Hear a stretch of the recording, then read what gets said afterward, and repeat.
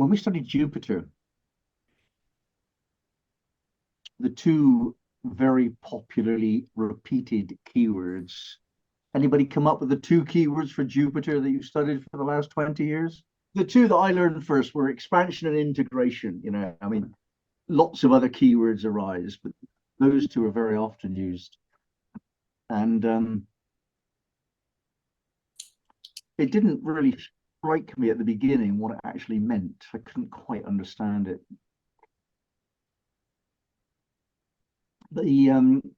It became obvious later, though.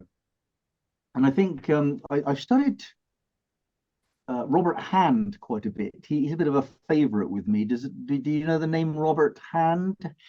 He's a very well-established teacher. I actually met the man once. He came to Bristol and did a workshop. That's my hometown in England, and so I was lucky enough to meet the guy.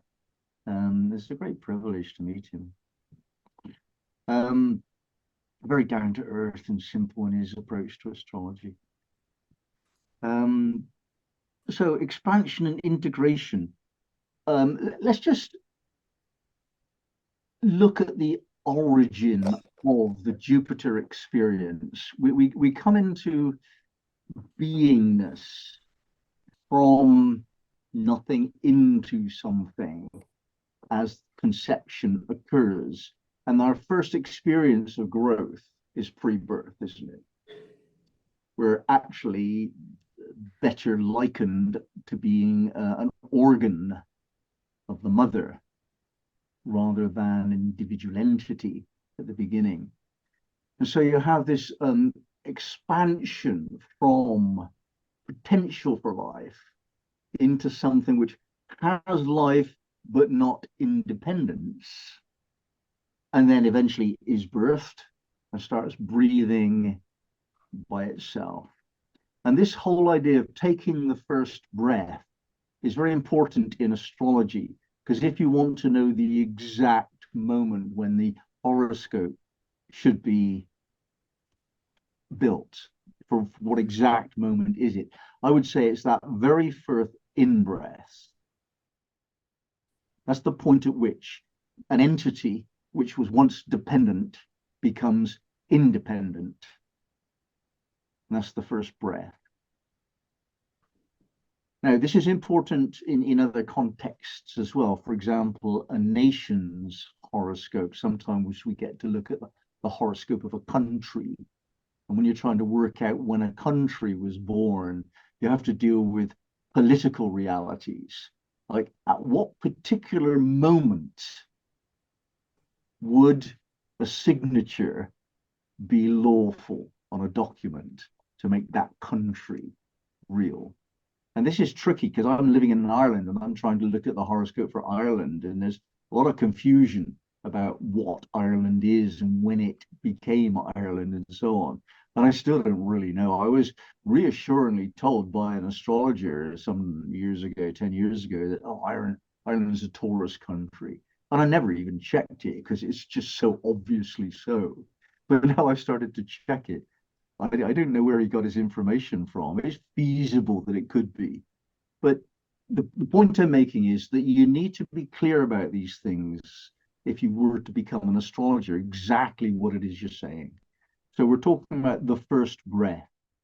Now, from that first breath, the baby goes off on a journey of growth. And I think it's true to say that anything living is growing. Now, if we look at the vegetable kingdom and the animal kingdom and so on, we'll see that the growth that occurs, certainly in the vegetable kingdom, is really obvious. As vegetable matter grows older, it gets physically bigger. That's almost always true of animals as well. I would think that it's probably true of animals, even though later in their life they don't grow very much. Nevertheless, animals tend to grow until they die. Not really true of our species, or it shouldn't be. It's just that we do grow through obesity and so on. But there's this other factor where we actually start to shrink after a certain age, don't we? And the Saturn kind of kicks in. So that whole thing of growth is associated with life. And in our species, what is it that grows instead of physicality? Anybody got an answer to that question? Yes.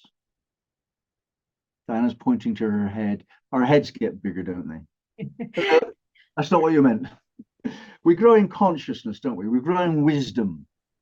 And so I think what we have to understand is that when we're studying Jupiter, we're talking about that kind of growth, the growth of consciousness, because wisdom is an expression of consciousness. When we think about how we expand, therefore, we're not only concerned with the expansion of the physical aspects of our being, which on one level is the physical body, on another level is the reach of our influence on the physical level. Very often that's measured by money and things. People tend to get to have more money and more things as they get older. So we're talking about growth generally. And when we consider why do we want to be more than we were before? It's not something we perhaps ask because it's just everywhere and everything is growing. But why?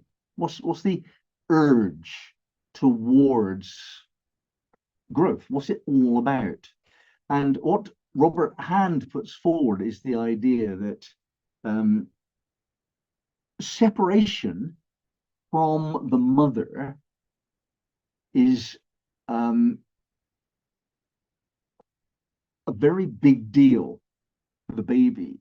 The baby wants to reintegrate with its environment. Before it was taking its first breath,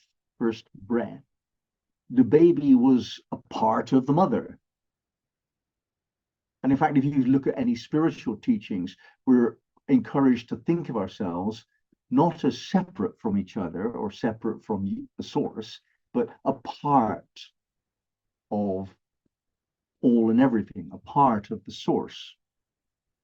So his argument is that the urge to grow is the inclination to reunite with that which gave birth to us.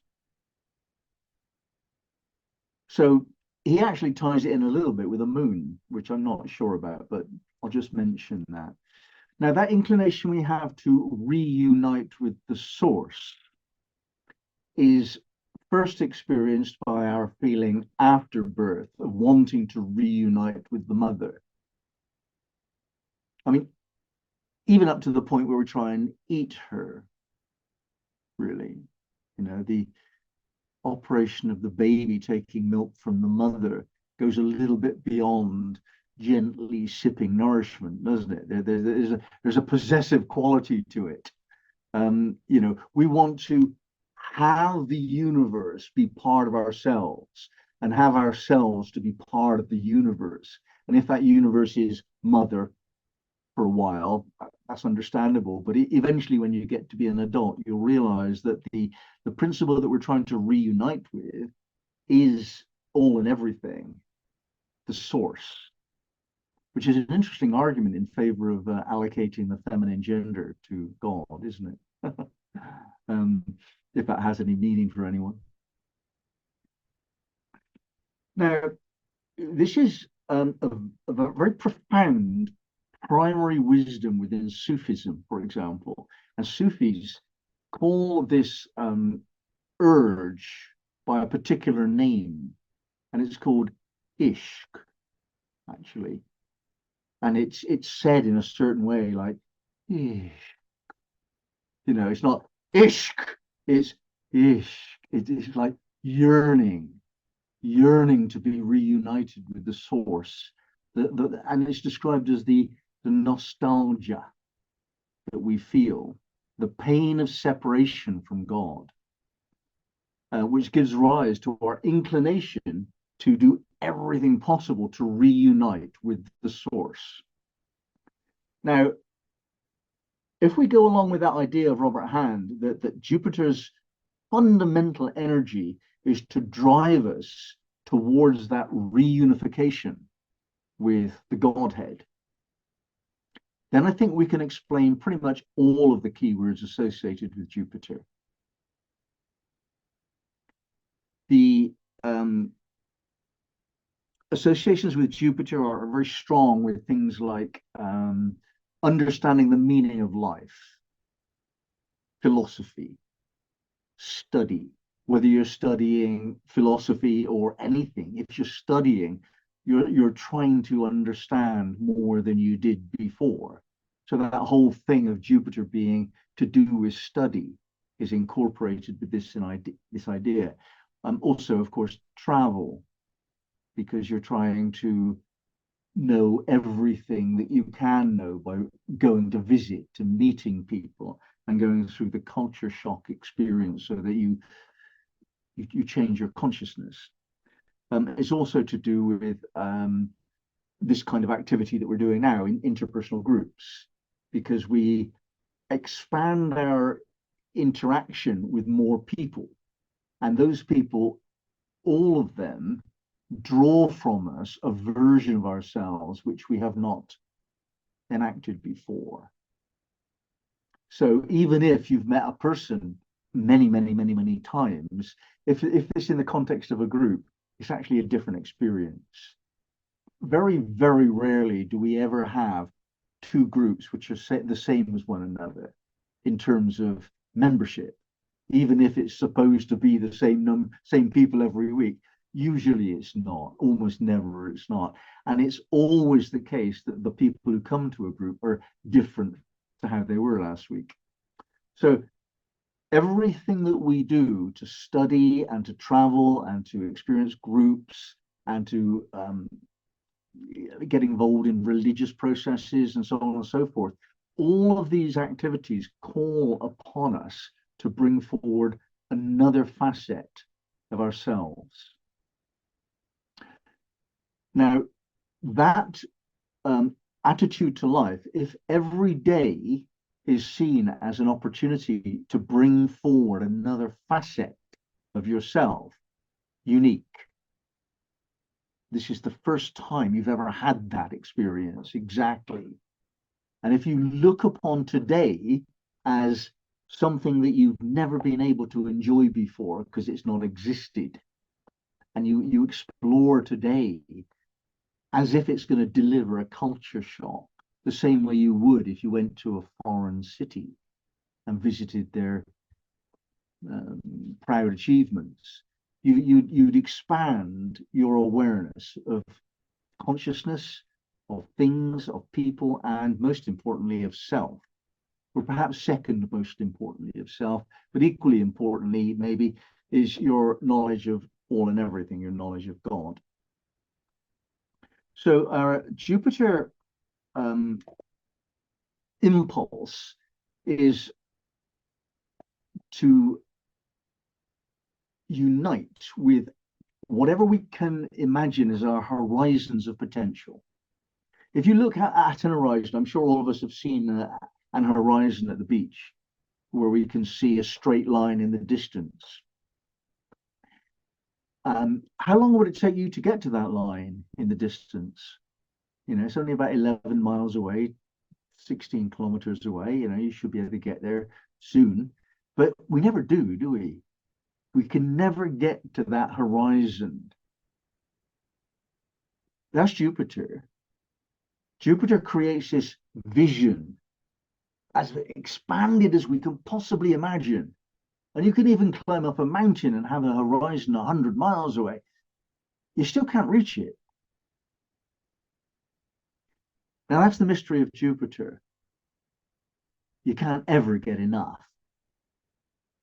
Now, you can see that as a distorted, corrupted version of itself, if Jupiter's doing that and it can't ever get enough, if you apply that to knowledge, then eventually you have this eureka experience of enlightenment, one would imagine.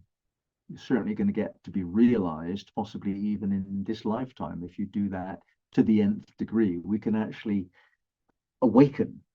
But if you apply that to things such as what Amazon sells, or food, or ego expression, then you can see that the positive side of Jupiter becomes corrupted into obesity, into arrogance, into bigotry, if you actually bring this to bear to religious ideas.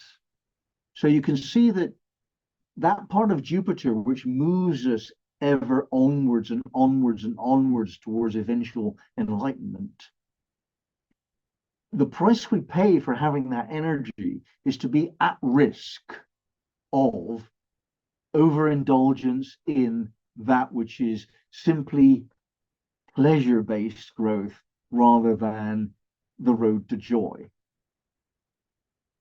And we can see that that's a major failing in our species. We're not very good at saying enough. And this is actually an existential threat to our species. That's Jupiter, isn't it? We're almost greedying ourselves into extinction because we've created things and thrown them away without any consciousness at all. And we've got to the point now where we've actually got to stop doing that. So the inclination that astrologers have to talk up Jupiter, saying everybody likes Jupiter, Jupiter's really good, la la la la la. Oh no, no, it's not. It's not going to lead you towards long-term sustainable joy, not by itself. Now, if, however, you get this Jupiter-Saturn kind of relationship well organized, so that Jupiter's all right for a while, but not beyond a certain while. And somebody once said to me, if I did it yesterday, I'm not going to do it today, whatever it is. That's nice, isn't that? That's Jupiter Saturn. You know, so they can go out and they can have drinks and they can have smoke dope and they can do anything they want, spend money, as long as they don't do it again and again and again. So that level of allowing yourself a little bit of what you like, a little bit of what you fancy does you good. Have you heard that one? A little bit of what you fancy does you good. And the emphasis there is on a little bit in the context of this conversation. And yet, had we accepted everything that Saturn was telling us, we would have been living in denial of that urge that we have to reunite with the source. And this is important because in certain misguided religious teachings, they suggest that Buddhists, for example, speak against desire. Desire is the root of all suffering, is the often spoken teaching. That's not really an accurate representation. It's a misinterpretation of the word for desire. Craving is the problem, not desire. If you take desire too far, it might become craving, might become habit. That becomes a problem. Desire itself seems to be aligned with this inclination to reunite with all and everything, to incorporate everything within yourself. Hence the second word, integration. Now, I'm sure a lot of you understand that the word integration and integer are linked, and the word integer means a whole number, doesn't it? An integer is a whole number, and let's emphasize the word whole here. Wholeness, oneness. Integration is making something whole, making something one instead of many. And that's what Jupiter's task is to bring us from the idea and the experience of separation ever more towards the experience of no separation. In other words, unification. So that if we felt that now for each other and we just didn't experience separation, we experienced unification together, even if a small group like this, that would feel rather like Christmas, wouldn't it? That's what we do on Christmas Day. Everybody turns up on Christmas Day and we're all nice to each other. We give each other presents and we forgive each other, all of the nasty things that we've been talking about, all year, and we'll maintain that for 24 hours and then we get back into our normal way of being. Well, that's what it was like in my family. I stopped going. But the whole idea of Christmas is to have that Jupiter experience. What's the symbol of Christmas? Santa Claus. Could you think of a more Jupiter-like image than Santa Claus, which was created for commercial purposes? I mean, Santa Claus was St. Nicholas once upon a time, and he didn't dress in white and red. The Coca-Cola company gave us that. So you've got this degeneration, this degradation of Jupiter energy is usually there. Whenever you see Jupiter, look for trade, look for profit, look for somebody making money, because if it's not there, it's there's somebody disappointed because it's not there. Once upon a time, this guy called Jesus said, this is what you need to do. And this other guy came along, was a Roman called Paul. He said, well, we can make money out of this. And there is the story of the last 2,000 years. So when we're looking at the Jupiter in our own horoscopes, we're looking for the track that we are walking that describes this adventure. It's an adventure. It's a movement towards an unknown horizon, which we cannot reach. So when we get closer to the horizon, we've just got another one, which is actually bigger. It's not effectively bigger because you've only got a certain angle of sight, but if you measured it, it would be bigger.